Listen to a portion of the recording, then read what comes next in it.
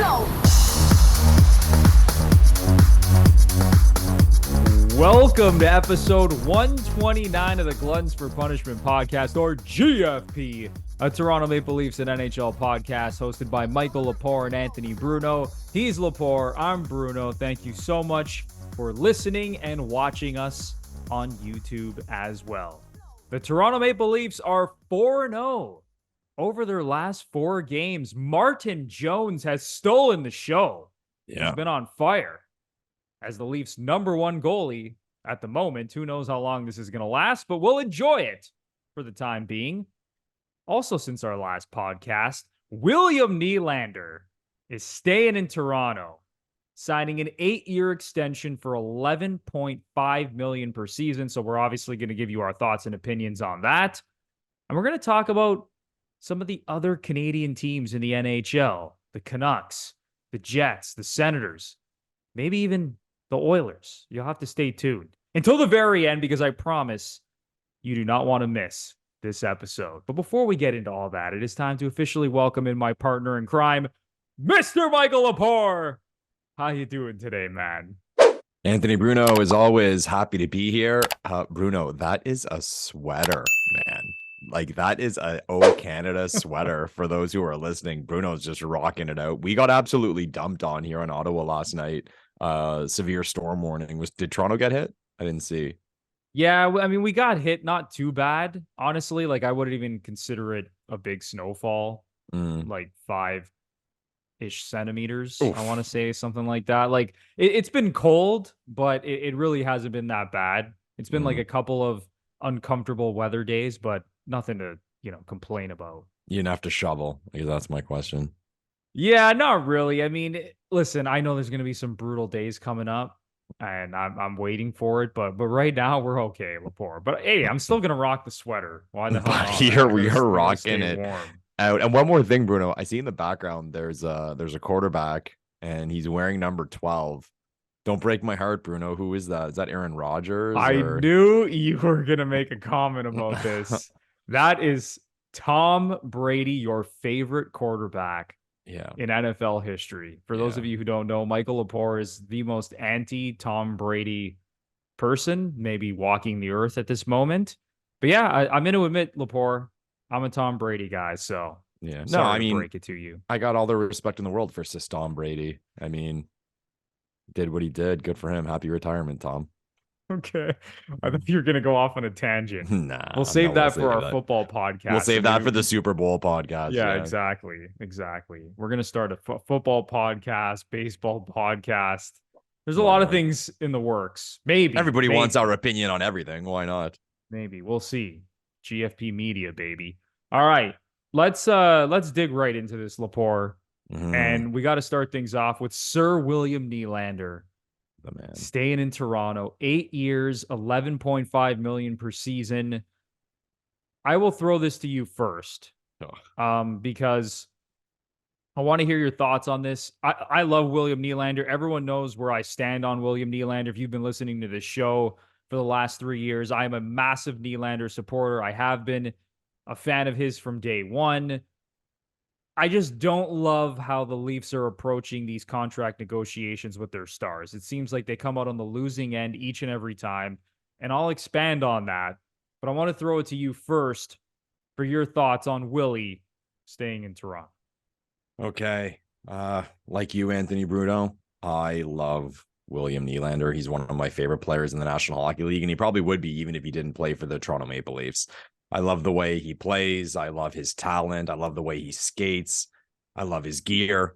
People know I'm a jersey and gear geek, so I love the way the guy looks on the ice. He's Swedish. That helps.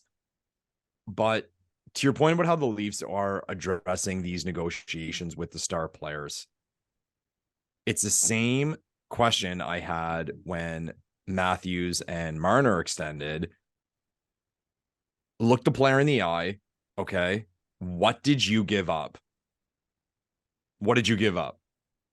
William Nylander essentially got paid. I mean, people will always say if he went to free agency, he would have got more, maybe, but not way more. I don't think anyone was going to pay Nylander 12.5 or 13 there's no million. chance. No, come on. So he essentially got what he deserved, which is fine, being a top 5 scorer in the league and a guy that's coming off his best full season of his career. So he got the money, the AAV. He got the term. He's getting money up front, as Toronto likes to do. And he got a full no movement clause throughout the entire deal. So, Willie, what did you give up?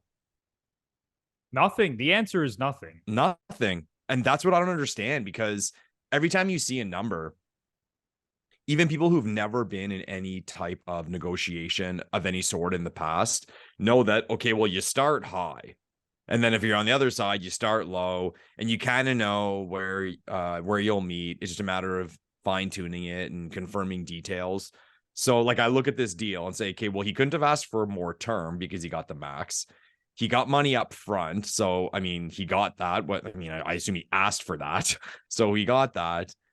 He got the full no movement clause. He asked for that. And then as far as the actual cash goes per season, like, Willie, did you come in with like 13.5 million on the first day?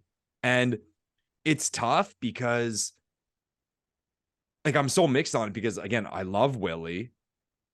I'm disappointed in the structure of the contract, but at the same time, I don't know if someone said that deal was available, I don't know if I would have said no, because the alternative is losing Nylander.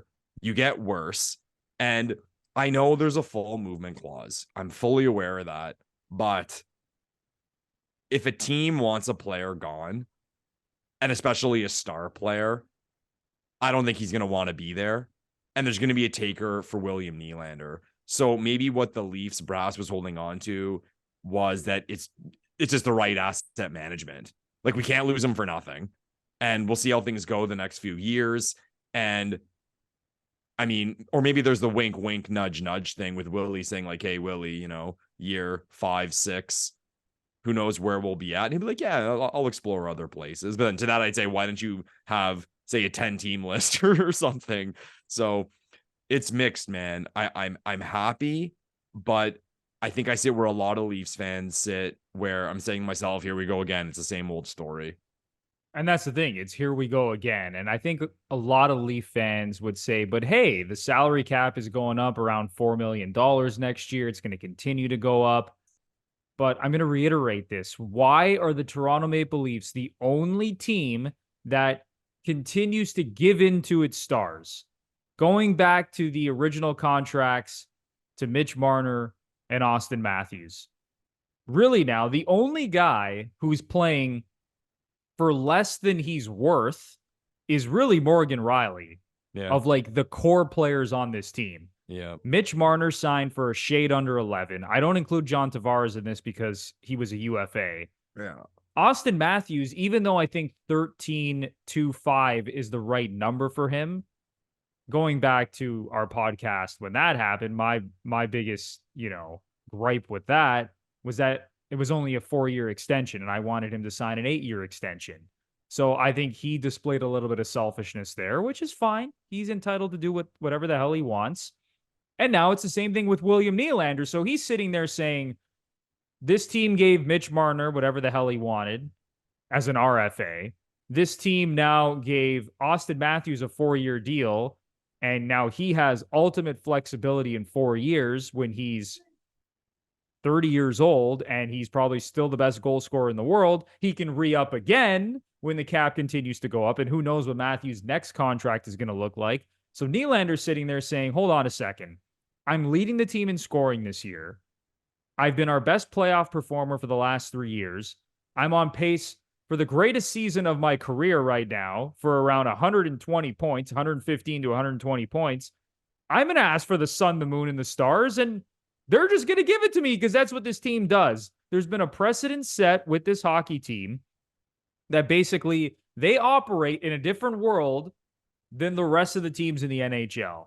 Like, for once, I would like to see these players come together and do what Morgan Rielly did. And maybe you could argue at the time that Morgan Rielly signed his extension, that's what he was worth. Because since then, I would argue that Morgan Rielly's become a better player. But it's just so frustrating because I look around the league, and I know the Tampa Bay Lightning's the easy example here, but no one on that team makes over $9.5 million. And I get that it's a different situation with no state income tax in Florida. And I get it. I get that there are other perks involved in that. But come on, man. You go just down the list across the league. None of the other star players across the league are making this kind of money. Sure, like the elite guys are making big money, but just in terms of like everyone making a little bit of a sacrifice for the greater good, it's just non-existent here with the Leafs. And that's what frustrates me the most. Like, did we overpay Nylander? Yeah, a little bit. Like, what I would have liked to see Lepore was like an 8-year deal for 10, 9.5 even. But that was never going to happen because none of the other star players have taken a haircut. So it is what it is. And this is the organization for you, I guess. Yeah. Bruno, we would have been doing somersaults if it came in at 9.5. And that's so crazy to think. It's time for a quick break because we need to give a cheers to the new year from our friends at MANSCAPED. It's a new year, so it is time for new opportunities. It is time to look good, to feel good, and to play good. And the way you're going to do that is by using their brand new Lawnmower 5.0 Ultra. This thing is an absolute beast. So start the new year the right way, fellas. Go to manscaped.com using our exclusive code GFP20 for 20% off and free shipping. Lepore, is there a better way to start off 2024? Than a Lawnmower 5.0? No chance. As Anthony Bruno said, it is an absolute beast. So why don't you tame your beast with a beast? Go to manscaped.com, GFP20 for 20% off and free shipping. You heard him. GFP20 for 20% off and free shipping at manscaped.com. Do the right thing, fellas. Start 2024 the right way. The only way. Go to manscaped.com and use our exclusive code GFP20 for 20% off and free shipping. You will not be disappointed. How much of it is this? I remember way back in the day, I forget who it was, but I was watching, remember when HBO had 24/7? Yeah. And I think the first one was the Capitals and Penguins one for the Winter Classic. And I forget if they were talking to Boudreaux or if it was another executive with the Capitals. And he broke it down. He said, we have locked up Ovechkin, Backstrom, Semin, and Green. I think those were the 4 he fired off. And he looked at the camera and he said, with that, I've guaranteed competitiveness for this team. So I wonder from a hockey standpoint, if that's how the Leafs see it. The playoffs, I'm not going to say they're complete bullshit, but there's a lot of puck luck involved. You need things 100%. To go your way. You need a random thing to happen where a player plays the best 2 months of his life and lights it up. And someone said to me the other day, someone poked a joke at me like, oh, I think you guys are doing anything with Joseph Woll and Martin Jones. I was like, Cam Ward, Craig Binnington, like just firing off goalies, like how Vegas won is, I mean, who knows? You don't know what's going to happen. So I wonder if the mindset is just, okay, on this team, we have Morgan Rielly, John Tavares, William Nylander, Mitch Marner, Austin Matthews. We're in the playoffs. So they just see it that way. Lock up the stars, make them happy, and we're guaranteed competitiveness. That's the hockey side of it. I have wondered, and I'd love to hear your opinion on this, Bruno. And I was having this conversation with a buddy the other day. How much of it is an MLSE thing? And when I say that, I'm referring to the commercial aspect of it and business aspect of it. Big names, big stars, sell jerseys, like who knows what, however else the Leafs make money. Man, a good friend of mine, a guy who I play hockey with, he's a big Leafs memorabilia collector. Okay. And like his basement is absolutely insane. Like game worn jerseys. He's got Matthews sticks, skates, like everything. It's unbelievable. And in that industry, or in that hobby, I should say, he says there's something called the Leafs tax that people make fun of, where it's like a star player, the stick of a star player will say go for like, I don't know, $300, but then a Marner stick's like $1,000. Like it just, these numbers make no sense. And bro, go to the Real Sports website when they're having their auctions, their gear auctions. It's hilarious. Like what like Matthew sticks are going for, and goal pucks, and I mean like Matthew skates, like that stuff. Unreal. Like I saw the other day, someone posted on this group I'm a part of. It's a game worn group, and not that I'm in that hobby, but it's more like window shopping, right? It's cool to see. Of course, you're in that group. Michael Yeah, I am Lepore in that would group. absolutely be in that group. And someone had a game used autographed Ansi Kopitar stick. And it's pretty cool. Very cool. I mean, and you got to think, I think Kopitar is one of the most underrated players, like not only of this generation, like of my life. He's had a fantastic career, won the cups. He's a captain, 200-foot, one of the best 200-foot players we've ever seen. I think his stick was selling for like $400. I'm not, if the equivalent on the Toronto, if the Leafs won 2 cups and this guy was the captain of the team, that stick could be like 3,000. Yeah, that would be at least like 5x. So I wonder, 5, and again, 6, 7, 8x that the price of the Kopitar stick. It's the Leafs and Real Sports that are selling this stuff. I think that, to me, like I'm not saying that justified. I'm more saying as the example of like the commercial power of stars. So I've wondered on the MLSE side if it's, we get the guys, we have an American, we have the Toronto boy we drafted, we have the cool Swede, all this Morgan Riley, who everybody loves. It's commercial. And that doesn't mean I'm happy with it. That's not me here sitting here saying I'm glad MLSE does that. But I've wondered if that element exists. I think the business side of this is a lot bigger than people realize. And I think the biggest indication is just seeing how Brendan Shanahan has approached this entire era with the core four. There have been people from prominent members of the media on Twitter, you know, your Leaf fan buddy who lives next door or who you go to school with, whatever it may be. Everyone has had thoughts on how to fix the team, trade this member of the core four, do this, do that. Why do you think Brendan Shanahan has kept his core four together? Because this is a team that has made the playoffs 7 years in a row. He knows exactly what this team is. They're one of the best teams in the NHL. They're one of the highest scoring teams in the NHL year in and year out. Austin Matthews and Mitch Marner every year put on a show. Now William Nylander is putting on a show over the last few years. John Tavares is a point-per-game player. This team, there's so much certainty with this team on a year-to-year basis. And what does that equal for MLSE? Playoffs, certainty, reliability. That equals money for Maple Leaf Sports and Entertainment. And I think Brendan Shanahan is well aware of that, and the board is well aware of that. And I think that's why Shanahan in particular has been very hesitant to break up this core four, because he knows exactly what he has. And maybe that is going to piss off a lot of fans to hear this, but I think it's a reality. Now, will they get it done in the playoffs? Who the hell knows? They've proven that they can't advance past the second round of the playoffs. They've proven that they really have not even had like a dominant stretch in the playoffs, because when you're paying 4 guys a shitload of money, as the Leafs are, if they don't step up in the playoffs, and it's the same with any team, like if your 3 to 4 best players are not playing well, you're not going to win a damn thing. So who knows what this team is going to do in the playoffs, but I think MLSE is very comfortable knowing that every year they're going to be like 110-point team, score a ton of goals, make the playoffs, and they're going to be relevant. Because what would be terrible, Lepore, is if this team was missing the playoffs in the middle of a rebuild in a situation like Ottawa's in.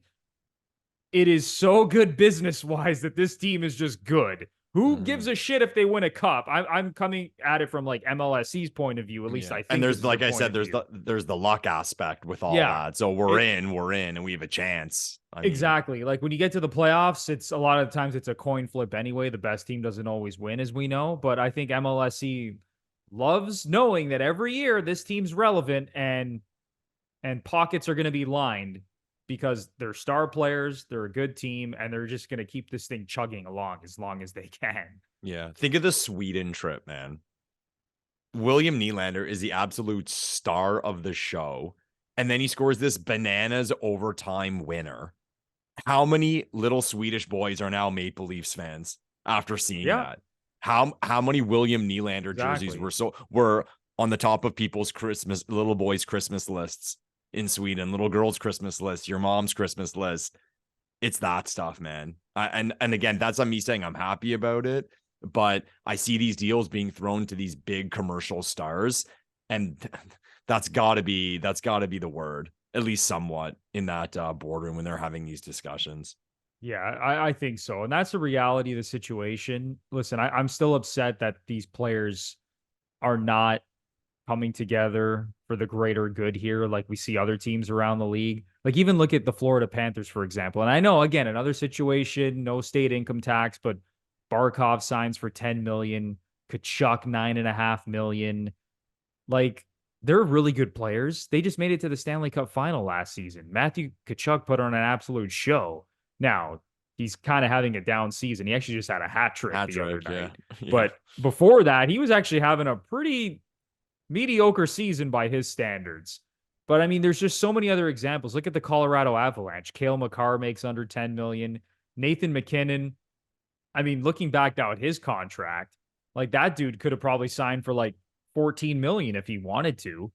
He signed for, it was a shade over what McDavid was making so that he could become the highest paid player at the time. Mikko Rantanen, he signed his contract right around the same time that Marner signed his deal. I think it was. I could be maybe a little bit off on the timeline, but Rantanen signed for 9.25 million when, like, him, Marner, and Braden Point kind of all had like similar stats at the time. We're all kind of on a similar timeline. And it's just the Leafs who let their stars do whatever the hell they want. But again, maybe we're looking at this completely wrong, and MLSE is like, we don't give a shit. We just want to make money, and we want a good team that's relevant each and every season. Yeah. We always say it's going to be fun in Leafland in the summer. It is going to be fun in Leafland this summer because Marner and Tavares, man. So there's going to be all the discussion of which domino is going to fall first. If Tavares does sign and he takes a haircut, well, then what's Marner going to sign for? And I'll say it, man, after what happened with Marner, and it's kind of funny how we approach these things mentally because, like, Willie held out. Willie missed half a season. Okay. Marner missed, what, a day of training camp? And there was so much hate on Mitch Marner. Maybe it's the Canadian boy thing, the GTA boy thing, the rumors about his dad's involvement in the negotiation. Mr. Paul Marner. I'm saying, man, if Marner goes into the season unsigned, it's going to be rough for him. Like, there's going to be a lot of hate and negativity raining down on him. So, like, it's somewhat optimism. He's got to sign in July. Like, just get it done. And for the team's sake, and like, we would have this dream of Marner re-signing and Tavares re-signing on the same day. Tavares for way less to give the team some help, and say Marner something fair. And I mean, that top now, oh my God, the content that's been created for the major networks over the next who knows how many months regarding how much Marner's going to make, and that debate. Yeah, this Marner contract extension, this is going to be a very juicy topic, and we don't have to totally dive into it yet, but you would have to imagine this guy's going to ask for over 12 million. Like, even if Nylander finishes with 120 points, leads the team in scoring, has a better season than Marner ever had, this guy's still going to ask probably for over 12 million. And we'll see if the Leafs give it to him, because another name that's been brought up is Elias Pettersson on the Canucks. So everyone's like, oh, because Nylander signed for 11.5, Pettersson, he's going to get 12.5. We even talked about this a little bit. Lepore, I'm not quite sure that that's going to happen, because we keep saying, even going back to when these guys originally signed, we're like, oh, this is the new NHL. Like, all the star players, they sign these big deals as RFAs, and the cap is going up, and this is just how it is. And that literally was not how it was. Like, players were still taking less. Players were still trying to do good by the team and trying to help the team, surround them with as many players as possible to try and win a Stanley Cup. It's just the Leafs. It's really been just the Leafs. So I'm very interested to see what Pettersson does, because I wouldn't be so quick to lock in like, oh, he's going to make 12.5. Like, could you imagine Pettersson signs for like 10.5 or 10? I mean, that's going to be a nightmare for Leaf fans. A nightmare. I know. And I'm waiting for it. So, because that's life. But I did some quick math before we move on. So when Matthews signed, it was almost the thing that was under talked about. He barely got a raise. And I did the quick math, and it was a 5% raise on what he was making previously. Okay. Nylander signed for 11.5 million. That's 5% more than what Marner currently makes. So like, is that a card like MLSE or the Leafs could hold, saying, Mitch, this is what Willie makes. Austin's raise was 5%. We'll give you the 11.5. We'll give you the same deal as Willie. Or is he like, fuck that? I think he's going to say fuck that because, like I said, even if Nylander has a better season than Marner has ever had in his career, I'm just talking about like pure like points. Yeah. Okay. Marner's going to be like, well, I've led the team in scoring. I think Marner's led the team in scoring. I want to say at least like 4 of his 7 seasons. For sure. Yeah. And, you know, just in terms of like raw points, I believe he's like, I don't know, him and Matthews are like very close just in terms of like raw points in their careers. But he's going to be like, listen, I have more points than Nylander. I have more assists. Like whatever he's going to come to the table with, he's going to, I feel like him and his representation are going to find a way to be like, no, I'm a 2-time first team all-star. I've led the team in scoring X amount of times. I still deserve more money than William Nylander. That's what I'm afraid of. You know what's going to be the biggest kick in the nuts? We all know what's going to happen. Like I said, I have this dream of JT and Marner signing in the summer and this big announcement early in July. It's not going to happen. Marner's not going to sign. And he's having a rough year. For Mitch Marner's standards, like he's having a down year. It's hilarious because he's on pace for, I think, like 90 points or something. Yeah. He's going to Marner year. He's going to go into next year without having a contract for the next season. And he's going to light it the fuck up. Watch. Like he hasn't hit 100 points in his career. He's going to cruise to it. He'll score like 40 goals. Who the hell knows? It's in the cards or it's in the stars. He's going to pull a Nylander. Exactly. Like he's going to do exactly what Nylander's doing right now. You know what's going to happen? What's going to happen? Oh, you said you know what's going to happen. Oh, you know what's going to happen. I thought you were coming up with like another scenario. I was like, what's Lepore cooking up now? Yeah. What other horrible situation is coming down the pipeline? Yeah, my bad dreams about my favorite hockey team. I'm just spilling it all out in the podcast. Give me a fucking break. Well, before we move on to some other topics around the league, I just want to touch quickly on the goaltending situation because the Leafs just called up Ilya Samsonov from the AHL. He did not play a game with the Marlies. Like it was never in the plan to actually have him play a game in the AHL. He was basically just there to get his mind right because clearly he's a disaster, both like physically, mentally. He's just not the same guy. Like .862 save percentage. His advanced stats, like goals saved above expected, all brutal. Like he's been one of the worst goalies in the league. Like, what's going on here? Is there any chance that he's going to be able to regain his form? Like, are the Leafs insane, first of all, for calling him up and not just letting Dennis Hill to be play?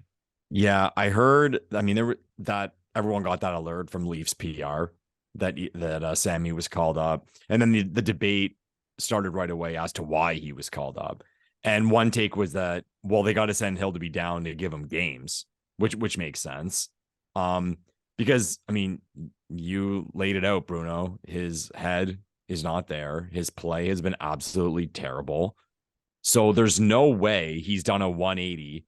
Like, when was he sent down? Was it like a week ago? There's no way. Yeah, it wasn't that long ago. That this guy's just turned it around, and now he's all confident, saying, yeah, I'm going to bring it. Well, he's going to be scared. It's going to be even worse if he goes in for a game. He's going to be scared shitless because, I mean, more so than ever, if that's possible, the spotlight's going to be even more on the Toronto Maple Leafs goalie. Like, if you had to pick Lepore, who do you think is going to be the Leafs starting goalie game 1 of the playoffs at this point? With the way Jones is playing, with the way Woll was playing before his injury. I mean, Samsonov, we know he has it in him if he regains his form somehow, which I think is going to be a miracle. But if you had to pick right now, who would it be? I'll ask you this, though, Bruno. What we've seen from Woll so far this year, and small sample size, I'll be the first one to point that out, and what we've seen from Jones in his small sample size with the Toronto Maple Leafs, was Sammy ever that good? I don't think so. No, he was never that good. His ceiling did not reach what these guys have done, and we've seen with our own eyes. So to that, I would say it's no chance it's Sammy. There's no chance. There's no way. Jones or Woll? That's funny, man. I never really thought of it. I've just kind of assumed that, or mentally approached this whole Jones thing as like the stopgap until Woll comes back. I never really pictured like us going to the playoffs with Marty Jones, but they got to ride this out. as best as they can and they have to see what happens. And if he keeps playing this well, and that is impossible, his numbers are going to regress at some point. I don't know if you saw the stat. If you remove Sammy, and I'm not saying like, oh, this is a real thing because you can't do this. If you remove Sammy and only use Woll's numbers and Jones's numbers, the Leafs have the best goaltending in the league. Yeah, I saw that stat as well. I want to say it was Sportsnet Stats who I think tweeted that out. Of course it was. But yeah, like Jones has been unbelievable. He's over a 930 save percentage still this season. And again, he's only played like, I don't know, it's like 11 or 12 games. But Samsonov's been horrendous. He's been very close to, if not the worst starting goalie in the league this year. And then like Woll was good before he went down. And like Martin Jones is not old. He's the same age as John Tavares. He's had success in the past. He's playing well now. Like, he's a good veteran goalie. Like, I don't think he's going to continue playing the way he's playing. Like, that's probably not going to happen. But I don't know, man. Like, if he kind of keeps it up here and he hovers around, even let's say, like, I don't know, a 915. Oh, fucking right. Take that like all day. 917 save percentage. Like, there's a scenario where he's the game one starter in the playoffs. A guy that hadn't had over a 900 save percentage the last like 4 years in the NHL. Yeah. And you got to think too, right? Whoever it is, and we're talking Dreamland here, if they both continue to play well, or like you said, average to good, whoever it is has got a short leash, because if they've both been good, it's like, well, if something bad happens, say in game 1 or game 2 of a series, do you flip it? It's tough, man. That's a good question. It's very rare Lepore does not have an opinion and an answer. I don't know, man. My gut says Woll, but I think my brain now is like, fuck, Jones has been good now that we really lay it out. Because like even Woll, like what has he done in the playoffs to prove that he can actually be the guy? And again, I'm not saying that Woll's not good, but it's not like he has like this crazy pedigree. Like he got thrust into the playoffs last year when Samsonov just, that was basically like the start of his downfall, was in the playoffs last year when he just like completely lost it, especially against the Florida Panthers. But like Woll hasn't proven anything as much as we all love him. Like I would say right now, I know this is a little bit of recency bias, but you almost got to give the slight edge to Martin Jones in terms of who will be the number one in the playoffs, which sounds insane because coming into the year, we were like, Martin Jones stinks. He has an under 900 save percentage like 4 years in a row. This guy's washed up. He's our third goalie. He's on the Marlies, and now suddenly he's good. And that's goaltending for you. How much fucking, if this continues, how much fucking money is he printing to do it with the Leafs too? All the eyes are on. He's going to get like a 5x5 or something. Absolutely. Someone's going to do something stupid. And we think about, we talk about Lepore like, Bertuzzi being on a 1-year deal and Domi and them trying to like rebuild their stock for their next contract. No one was talking about Martin Jones just sliding in here as the number 3. And now next thing you know, he might be in for a nice little contract if this continues the way it's going. He went through waivers, bro. Waivers. Yeah. Imagine how fucked we would have been if someone picked him up. Oh, we'd be completely screwed. Oh my God. The mood of this show, the mood of the Leaf season will be completely different. We'd be panicking. If it was Ilya Samsonov and Dennis Hildeby right now, I mean, good God. Well, when Woll went down and then Sammy was shitting the bed, the debate was all over social media of like, should the Leafs trade for a goalie? And Jones comes in and he kind of squashed that whole discussion, but there kind of would have been no choice. They would have had to find a goalie somewhere. Craziness, man. Yeah, pretty wild. Yeah. Well, let's move on now to some non-Leafs topics. And one thing I want to talk about is Corey Perry. Yes. Because we've talked about this on the show earlier this season about him potentially signing with the Leafs. And before we get into this, so news broke today, and we are recording this podcast Wednesday night, January 10th, from Elliot Friedman, that Corey Perry is now eligible to sign with NHL teams after he spoke with Gary Bettman. So earlier this year, his contract was terminated by the Blackhawks because he did something that was completely unacceptable in the eyes of the Blackhawks. They terminated his deal. Corey Perry then released a statement afterwards saying, that he regrets his actions and that he has to address his issues with alcohol. Like he That's what he said in his statement. So again, we don't even have the full story of what actually happened, but he met with Gary Bettman. And remember, we talked about this at the time, Lepore. We said, like, we still have to see, like, how terrible this actually was. Like, he might never play in the league again. But if he met with Gary Bettman and Gary Bettman's like, all right, Corey, like, you're back in the league, like, it maybe wasn't as terrible as a lot of us thought. So with that in mind, should the Leafs sign Corey Perry?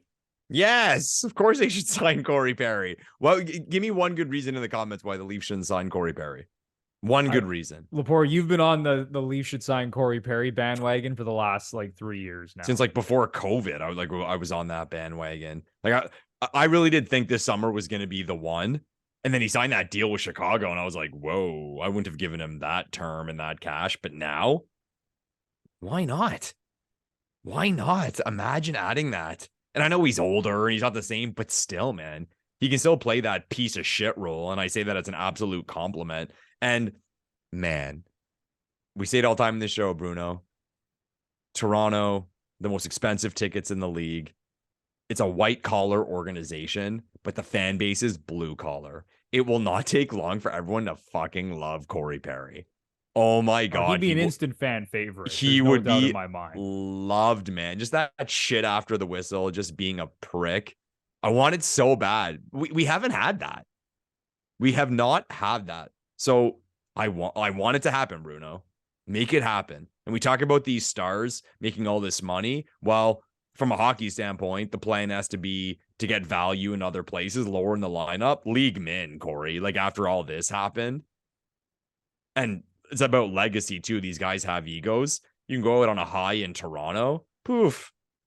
Poof. We talked about commercial stuff. He can sell autographed jerseys and pucks with Leafs logos on it for the rest of his life. Come on. Come on, Leafs. Come on, Perry. Can we just I love that make this take happen? you had about how like blue collar the fan base is, because and it's not even just the Leafs fan base. It's like the Raptors and the Blue Jays as well. Like I think about like Junkyard Dog on the Raptors. Oh my God. If you're like an OG Raptors fan, like back in like the early 2000s, JYD just mucking it up on the court. Freaking right. Like Charles Oakley, even like with the Blue Jays, like anyone remember John McDonald, like the infielder utility guy? Like he was just like a grit grinder sort of baseball player. Like Toronto loves guys like that. Darcy Tucker obviously is like the first name that comes to mind when you think of the Leafs. Like Leaf fans would absolutely adore this guy. We hated his guts when we played him when he was on the Habs, when he was on the Lightning. Can you imagine they add him to their fourth line for the playoffs? Like he's the exact piece of shit agitator type of player that this team needs. Never mind Ryan Reeves, who can barely play. All right. Like Corey Perry, even before his contract was terminated, he had like 9 points in 16 games, 4 goals. Like he still produces in the playoffs. Like even last year against the Leafs, like I want to say he scored at least a couple goals in the playoffs against the Leafs. Like he can still contribute, man. It's kind of crazy that he still has it after all these years. Bruno, for those listening, I'm smiling as Bruno's saying all this. Like, I want it so bad. I want it so bad. Let the Lepore dream come true. Corey Perry in the blue and white. Come on. Yeah, you have to imagine a cup contender is going to look to sign this guy. And who knows? They're probably going to like conduct their own investigation and figure out like what the 100%. Hell actually happened in Chicago. And maybe more news will come out that, what he did was actually... I mean, listen, if Gary Bettman, who's like very conservative with this type of stuff, is like, yeah, you're welcome back. Like I would believe it wasn't that terrible, but I would assume that these teams would kind of do their own digging and figure out, okay, what the hell actually happened here? Should we actually sign this guy? Can he help us win in the playoffs? And I think fans might be surprised that there's probably going to be teams lined up to sign this guy. The fact that he's come back this quickly, it couldn't have been that bad. And like, I'll just compare it to the Shane Pinto situation. The suspension he got for gambling. I mean, in the grand scheme of things that players can do wrong, it's not that big of a deal. This guy did a little bit of gambling. Or and it wasn't even like him placing the bets. It was like other people placing bets for him. According to what we know, who the hell knows actually like the true details of that story, honestly. Yeah. So the fact that he got half a season And now Perry got what, like, if you take out what he started, like a third of the season, really, once it's all said and done. So it couldn't have been that bad. And honestly, I don't give a shit unless he did something illegal, like crazy illegal, or this guy is just an asshole, like to the highest level, and he can't be in the locker room. I don't care. I want to win. You touched on, again, like the whole thing with the types of fans we are, Bruno. Every kid who grew up in the 90s has a Gilmore and or a Clark jersey in their closet. Why? Because they were big names, and there's photos of them with blood on their face. Every Rock'em Sock'em, there was a 5-minute montage of Wendell Clark hits and fights. We loved it, man. We need it back. Like, I really don't care what he did, as long as it wasn't insanely illegal, and as long as this guy's not going to come into the locker room and just be a total poison. Yeah, no, I honestly, man, I think a lot of Leaf fans agree with us. Like, you go down the list: Doug Gilmour, Wendell Clark, Ty Domi, Darcy Tucker, Gary Roberts. Like, Toronto just loves these guys. Like, Gary Roberts is one of my all-time favorite Leafs. What a story. Like just love that guy. But anyway, yes. Does Roberts have a book?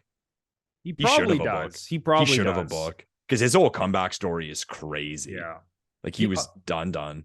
He probably, like, it seems like a lot of these athletes just like decide that they're just going to write books after so he probably, who knows? He probably does have a book. You probably know better than I do. Well, but again, if you played for the Leafs, you automatically sold 18 million copies. Yeah, Frig, exactly. Man. And none of those guys won anything with this team. I know. And they're all legends. Like, imagine this team just gets to a conference final, this current iteration of the team. Like, holy shit.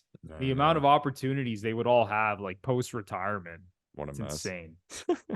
All right. Let's move in now to our conversation about some other Canadian teams around the league. Yeah. Because it's been a pretty surprising season. Not for the Leafs. Not really for Edmonton. I mean, Edmonton was garbage to start the season. Now they're on a heater. On totality, Edmonton, yeah. They look kind of 16-3 over their last 19 games. Fuck. Oh, don't worry, Oilers fans. We'll talk more about the Oilers on some upcoming episodes, I promise you. But the surprising teams this year have been Vancouver, Winnipeg, and Ottawa. Mm-hmm. Vancouver and Winnipeg for positive reasons. They're two of the best teams in the league. And Ottawa is a dumpster fire. So I ask you this, Lepore.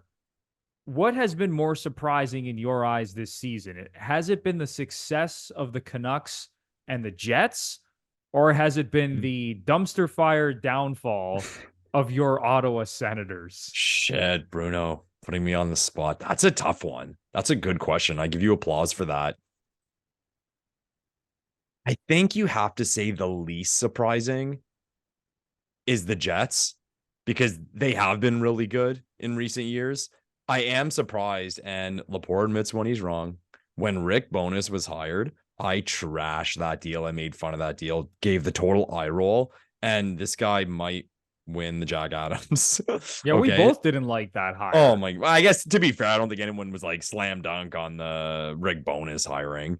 And on the topic of the Jack Adams, Rick Tocchet, man, he's done with that Vancouver team. And Vancouver's kind of funny because Vancouver, for the last few seasons, like, this era of Canucks has been hard to dissect, because everyone knew they had talent, they had guys, but it's like, why aren't they good? Or at least, like, why aren't they better? It was kind of weird. And they look fantastic. And the geeks will say that they're totally full of shit. They're scoring at rates that don't make sense. Their goalies are stopping high danger scoring chances that they shouldn't stop. But they're there. You are what your record is, and right now they're at the top of the standings. So I'd say that's very surprising. And the Sens, I think we all predicted would fight for a playoff spot, or at least kind of be in the mix, or be competitive. I mean, even the biggest Sens pessimist assumed the Sens would be a competitive hockey team. And here we are, 30 whatever games into the season, and Sens fans are hoping to win the lottery. Sad. And honestly, I can't believe it. I can't believe how quickly things have turned negative for that team, and just the total mood change of the fans, I'm not saying I'm surprised by it, but I just can't believe it. If you told me that they were here now, where you listen to local radio here, Bruno, guys are getting traded. Is this guy gonna want to leave? Guys who they were happy to sign, they want to boot them the fuck out of here. So that's a tough one. But in terms of furthest away from where I expected them, they expected where they were going to be, up or down, I'd probably pick the Canucks. Like, if someone said the Sens are going to be trash, the Canucks are going to be really good, or if someone said, what's more likely, I would have said the Sens being trash is more likely. Not that I thought that was going to happen, but I'm like, yeah, I could see it falling apart somehow. A lot of question marks still. Who knows? So I went on a big tangent about the 3 Canadian teams. And I will say the Vancouver Canucks. BC boy, Michael Lepore, is going to say the Vancouver Canucks are the biggest surprise among the Canadian teams this year. Yeah, I think that's a good answer, because heading into the season, I don't think anyone thought the Canucks would be terrible, but there's a lot of people who were not picking that team to make the playoffs. Like, I think their over-under point total, I got to go check this out, but I think it was set at like in the high 80s. Shit. Maybe it was like 88.5. It may have been like low 90s. I think the Jets were more in like that 90.5, 91.5 range in terms of like their season-long point total. So both were kind of seen as like borderline playoff teams in the Western Conference. So it's been really surprising to see just how good they've been. And listen, the Canucks have obviously been a little bit lucky. There's been all the talk about PDO and their amazing goaltending and shooting percentage. The Jets, like Rick Bowness, man, no matter where that guy coaches, like he just has very good defensive teams. He's basically kind of been like Barry Trotz, honestly. Like no matter where he is, like even when he was in Dallas, like they were one of the best defensive teams in the league. Now the Jets are one of the best defensive teams in the league. I know they have Connor Hellebuck, but got to give Bonus credit. It's been pretty impressive. But saying all that, man, I think the Ottawa Senators being this trash has been the most surprising. Or makes you the happiest, Bruno, because that's 2 different things. Because, well, the question in the beginning was what's been the most surprising here? Yeah, no, right? I think the Sens being bad makes you the happiest. That's why you're picking that answer. No. Oh, so you think like I'm just over the moon that they stink, and that's I'm just being funny. I'm breaking balls, Bruno. Listen, I know everyone knows that how I feel about the Ottawa Senators, and I think, even last year I called them the most overrated team in the league. They missed the playoffs. This year they're going to miss the playoffs again. That's going to be 7 years in a row. This core cannot figure it out. Everyone loves to make fun of the Leafs core not getting it done when it matters most. At least the Leafs core has made the playoffs 7 years in a row and gets to the dance. The Ottawa Senators can't figure their shit out, period. So, but I still think like Lepore, even coming from someone like me, who's been a quote unquote, like, I don't know if you want to, people will call me a Sens hater. I'm not really a Sens hater. I haven't been as high on that team, and I haven't been as positive about like my outlook on that team as a lot of other people have. But even me, like coming into the season, I thought they were going to finish with like 89 to 92 points. I had them fighting for the last playoff spot. I said that they would miss the playoffs, but I thought it would be similar to last season where they missed the playoffs by, less than a handful of points. I didn't see this coming where they're just garbage. They're one of the worst teams in the league. Like, this is crazy. They look bad. Like, they look, I would say, a team that goes to the rink expecting to lose. The body language is brutal. They do not look like they're having fun. They look like they don't want to be there. It's not good, it's bad, man. And even Stützle last year had 92 points. Yeah. And again, I don't want to put this all on Tim Stützle. It's not like, the Sens are bad because of Tim Stützle, but like you just go look at the points right now. 7 goals in 36 games for Tim Stützle. All that takes Lepore. He's better than Austin Matthews. His contract is going to look 10 times better than the Matthews contract down the road. This dude has 7 goals in 36 games. I think he's injured. Okay. How bad? Injured? I mean, this has been a pretty sharp drop off. And he's kind of falling a lot. And I always heard that in the past, like, the player's falling a lot. I'm like, what does that mean? And then when I hurt my hip and separate injury, I hurt my knee.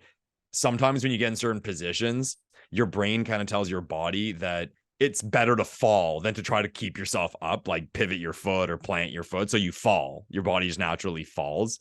And I'm seeing that a lot from Stützle. But yeah, no, point the finger there. That's a big reason. The thing is, and the scariest thing about this for them is all these guys are signed. Yeah, like their core is in place. Like these are their guys. Like, I don't know, they could make a trade if they wanted to, but holy shit, like this is But who your are they core, trading, figure it Bruno? out. Who are they trading? People, they're not going to trade Kachuk, Sanderson, or Stützle. Okay. And then you look at, okay, could they trade Thomas Chabot? I think you could trade Chabot, but his value's at an all-time low. So way to go. And I don't think anyone's taking Josh Norris after his injuries right now and the term he has left on his deal. It's tough. I don't know. It's you know, it might sound crazy, but riding out the storm might not be the worst thing. And I know it sounds kind of like completely I sound like a hypocrite, but it's like you still have a really solid core in place. Maybe it's just a matter like, listen, I look at their goaltending. Their goaltending stinks. And I flagged this before the season with Korpisalo. This guy hadn't played more than 37 games in a season, had never proven that he could be the number one goalie. And now this year in 24 games, an 887 save percentage and a 367 goals against. Anton Forsberg, 889 save percentage, 334 goals against. Like, I'm not going to say that goaltending's been the only thing tanking this team because clearly defensively they stink as well. But if this team had some quality goaltending, and I don't know, maybe they make one move to kind of shake things up. Maybe we're looking at kind of the same team that we saw last year. But holy cow, man, for them to be 8 games under 500, to be missing the playoffs again, like at what point do you just say like I don't know, what would you do? Like, would you trade like one of their top guys? Because they're kind of in a really tough spot right now. I comes back because I'll trade Batherson. That doesn't really do anything. Yeah, like what is that going to do? And you're not going to trade Brady Tkachuk, like not intentionally. Like he's the heart and soul of this team. You're not going to trade Stützle. So it's like you said, it's like Norris. Do you trade Chabot? I don't know. Are those type of trades like really moving the needle for this franchise? And Korpisalo now is locked up for 5 years. Like, good Lord. Yeah. This team is in trouble, man. Like, I don't know what the hell Steve Stais and Jacques Martin are going to, I mean, who knows who's going to be coaching this team next season, but they're in a rough spot, man, because as you said, the entire core is signed. They're like, they got to start winning. This is no longer like, oh, we're a young team rising up and, you know, kind of figuring out our game and like we're still not there yet. It's like, no, it's like you need to be good right now. Like there's no more excuses with this team and they still stink. Yeah, we'll end it with this, Bruno. I want to ask a question for Sens fans, and this is a genuine question, and I don't think you're devastated by either of them, but what's the percentage change from when Stützle and Sanderson signed their deals to the way you look at those deals now? Because when Stützle locked into that number, people were over the moon. And I got to say, I was like, fuck, that could be a really good contract, like a really good contract. And he put up 90 whatever points last year. And Sanderson, I mean, in this city, people think this guy is going to be like a Norris Trophy candidate. So to lock him up at $8 million for that long, amazing if he ends up being that. But the way, if those deals were signed today, I'm not saying you'd be devastated by them or flip the table, but what is the percentage down, you'd say, if at all, or you're just happy to have them and you know they're going to turn it around? Yeah, I do think both players will turn it around, especially Stützle, but I think, you know, going back to last season, people were like, oh my God, this is like insane value for Tim Stützle. Yeah. Whereas if he had signed this today, people would be saying, that's kind of what he deserves. Like the guy had a really good season last year, but now he has 7 goals in 36 games. He's a good player. That, what was it, 8.5 AAV? Like that's on par with what he deserves at this point moving forward. Yeah. Yeah, it's rough, man. Well, I'm sure we'll have more conversations about the Senators as we go along, but is there anything else you want to get off your chest before wrapping up this podcast? No, I think we did a lot here. We kicked the shit out of our favorite hockey team and their inability to negotiate with a star player. We made fun of some other Canadian teams or team for that matter. I may have to go into hiding because of this podcast in my home city of Ottawa. But no, I think we did it all justice, Bruno. Yeah, I think so too. It's funny because people still sometimes tend to call us Leaf homers when we literally shred this team probably Yeah. more than anybody. So Yeah. it's kind of mind-boggling when I see those comments. But the Leafs to close out the week at the Islanders and then a back-to-back at home against Colorado and Detroit Saturday and Sunday night. And then they play Edmonton next week. Oh, Lepore, I can't wait for that one. Ooh, yay. Playing my Edmonton Oilers next week. My Edmonton Yes. Oilers. Yes. But that's going to do it for episode 129 of the Gluttons for Punishment podcast, or GFP, a Toronto Maple Leafs and NHL podcast hosted by Michael Lepore and Anthony Bruno. Once again, if you are a first-time listener, long-time listener, and you really enjoyed the show, we would appreciate it so much if you give us a 5-star rating and review on either Apple or Spotify. And if you're watching us on YouTube and you really enjoyed the content, smash the like button, subscribe to the channel, leave a comment down below, and ring the notification bell so you know exactly when the GFP podcast is posting some new content. So for Michael Lepore, I'm Anthony Bruno. Go Leafs, go! And we will see you in the next one. Thanks, everyone.